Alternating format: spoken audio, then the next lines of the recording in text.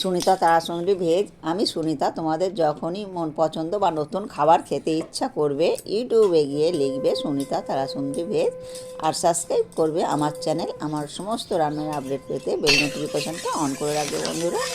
আর এখানে দেখো বন্ধুরা, আমি প্রায় 4 চামচের মতন তেলটা দিয়েছি। তো কড়াটা ভালোভাবেই গরম হয়ে গেছে। এবার কিন্তু এই আমি কেটে রাখা ঢ্যাঁড়সটা তেলের মধ্যে ছেড়ে দেবো। অফলাইনে ঢ্যাঁড়সটা কিন্তু কেটে রেখেছিলাম। তো ঢ্যাঁড়সটা আমি দেখো ভেজে নিয়েছি। আর এটা একটু লো ফ্লেমে দিয়ে ভালোভাবে ভাজলে ঢ্যাঁড়সের মধ্যে যে একটা ল্যালল্যালে ভাব থাকে সেটা কিন্তু থাকবে না। তো এরা একদম সুন্দরভাবে ভাজা হয়ে যাবে। আর এটা একটু লো ফ্লেমে দিয়ে ভাজলে বেশ ভালো রকম ভাজা হয়ে যায়। আর এই রকম করে যদি মানে ঢ্যাঁড়সটা ভাজা যায়, তো মানে সেই ল্যালল্যালে যে ভাবটা থাকে ওটা তো মোটেই থাকবে না। হ্যাঁ, আর খেতেও টেস্টি হবে। আর এরকম ঢ্যাঁড়সের রেসিপি হলে হ্যাঁ, যারা খায় না তারাও কিন্তু খাবে। তো অনেকে কিন্তু ঢ্যাঁড়স খেতে ভালোবাসে না, যেমন বাচ্চারা কিন্তু খুব একটা খেতে চায় না। তো আমি যে নিয়মে করছি, এই নিয়মে করলে কিন্তু সকলেই কিন্তু ঢ্যাঁড়সের তরকারিটা খেতে পছন্দ করবে। তো ঢ্যাঁড়সগুলো ভাজা হয়ে গেছে, এগুলো আমি উঠিয়ে নিলাম। এই দেখো বন্ধুরা, ভাজা হয়ে গেছে। এরপর কি করব তোমরা দেখতে থাকো। তো এর মধ্যে কিন্তু আমি আরও 2 চামচ তেল দিয়ে দিলাম। 2টো তেজপাতা দিয়েছি, কালো জিরে দিলাম। তো এর মধ্যে কিন্তু আর কিছু দেব না। তো এটা দিয়েই আমি ফোড়নটা দেব আর একটু ভালো করে ভেজে নেব। আর এটা ভাজলে কিন্তু খুব সুন্দর একটা সেন্ট আসে।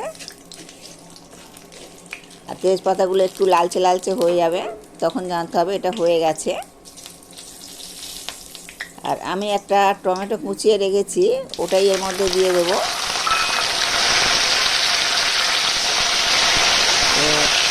এর মধ্যে কিন্তু আমি বেশ কিছুটা লবণ দিয়ে দেবো।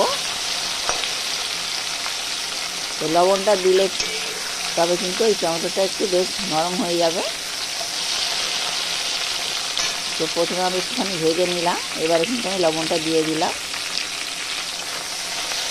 তো লবণটা দিয়ে ভাজলে পরে খুব সুন্দরভাবে নরম হয়ে যাবে আর বেশ এটা একটু মাখো মাখো হয়ে যাবে।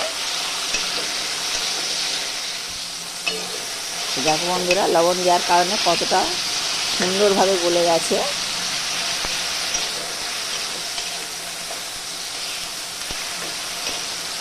তো যেহেতু আমি এতে লবণটা দিলাম, সেই মাপেরই কিন্তু আমি লবণটা ঢ্যাঁড়সের মধ্যে দেব। আদা একটু দিয়ে দিলাম, প্রায় 1 চামচের মতন আদা দিলাম। আদাটা দিয়ে একটুখানি কষিয়ে নিচ্ছি, কেননা আদাটা একটু ভেজে নিলে আদার গন্ধটা মানে থাকবে না, কাঁচা গন্ধটা কেটে যাবে। এবার এর মধ্যে আমি যে মশলাগুলো নিলাম, লঙ্কা, হলুদ, ধনে, জিরে আর অল্প সামান্য একটু লবণ দিলাম। যেহেতু আমি শুধু টমেটো আর ঢ্যাঁড়স দিয়েই তরকারিটা করব, তার জন্য কিন্তু সেই মতন বুঝেই কিন্তু লবণটা দিতে হবে। আর একটু নেড়ে চেড়ে নিয়ে অল্প একটু জল দিলাম, কেন মশলাটা একটু ভালো করে ফুটিয়ে নিতে হবে। তো মশলাটাকে আমি একটু ভালো করে ফুটিয়ে নেব।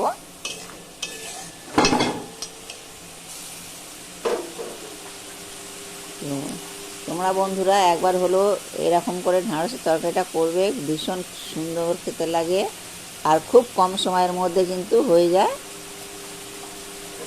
আর এই ঢ্যাঁড়সের তরকারিটা কিন্তু ভাত, রুটির সঙ্গে খুবই ভালো লাগবে।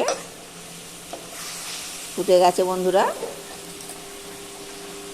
আর দেখো কালারটা কতটা সুন্দর হয়েছে। এর মধ্যে কিন্তু এবারে আমার ভেজে রাখা ঢ্যাঁড়সগুলোকে দিয়ে দেব।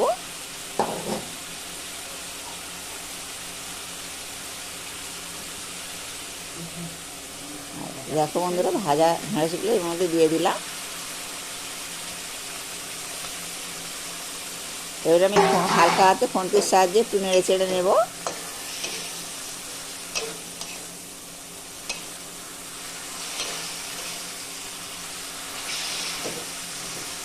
তো আর এর মধ্যে যে জলটা দেবো একটু গরম জলই দিয়ে দেব। তো খুব বেশি দেব না, অল্প একটু দেব, যেহেতু ঢেঁড়সটা একটু ভালো করে ভাজা আছে আর বেশি জল দিতে লাগবে না। তো এইটুকু জল দিলেই আমার হয়ে যাবে। এটাই আমি প্রায় 3-4 মিনিটের মতন ঢাকা চাপা দেব।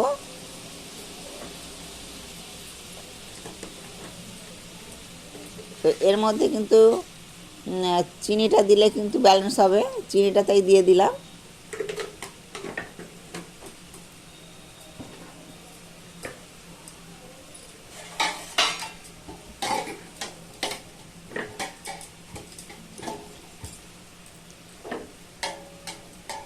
বন্ধুরা, এই ভিডিওটা দিলাম কিন্তু এটা একটু ভিডিওটা ছোটোই দিয়েছি, এটা খুব একটা বেশি বড় নয়, যেহেতু বাড়িতে কালী পুজো হবে, রবিবার কালী পুজো, তো তার জন্যে আমি এটা একটু মানে অল্প ছোট করেই ভিডিওটা দিলাম। তো তোমরা বন্ধুরা এই ভিডিওটা দেখবে, আর পারলে আমাদের কালী পুজোয় তোমরা সকলে চলে এসো। আর কালী পুজোর যেহেতু জোগাড়জাটি করতে হচ্ছে, তার জন্য আমি বড় ভিডিও দিতে পারলাম না। আর খুব সহজে এই ভিডিওটা হয়ে যায়, আর মানে খুবই কম সময় লাগে।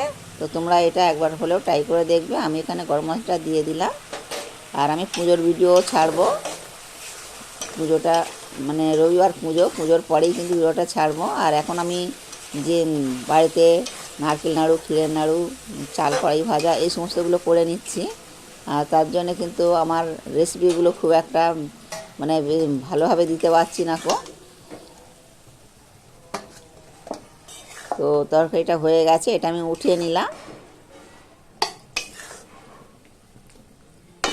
আর বন্ধুরা ভালো থাকবে, সুস্থ থাকবে, সাবধানে থাকবে। আর আমার সঙ্গে এতক্ষণ থাকার জন্য তোমাদেরকে অনেক অনেক ধন্যবাদ। ভিডিওটা এখানেই শেষ করছি। তো তোমরা একবার হলেও কিন্তু এটা ট্রাই করে দেখবে। দেখো গোটা গোটা আছে, এই দেখো ঢ্যাঁড়সগুলো কিন্তু মানে সবগুলোই গোটা গোটা আছে, অথচ খুবই নরম তুলতুলে হয়েছে। তো আবার পরের একটা ভিডিও নিয়ে চলে আসবো।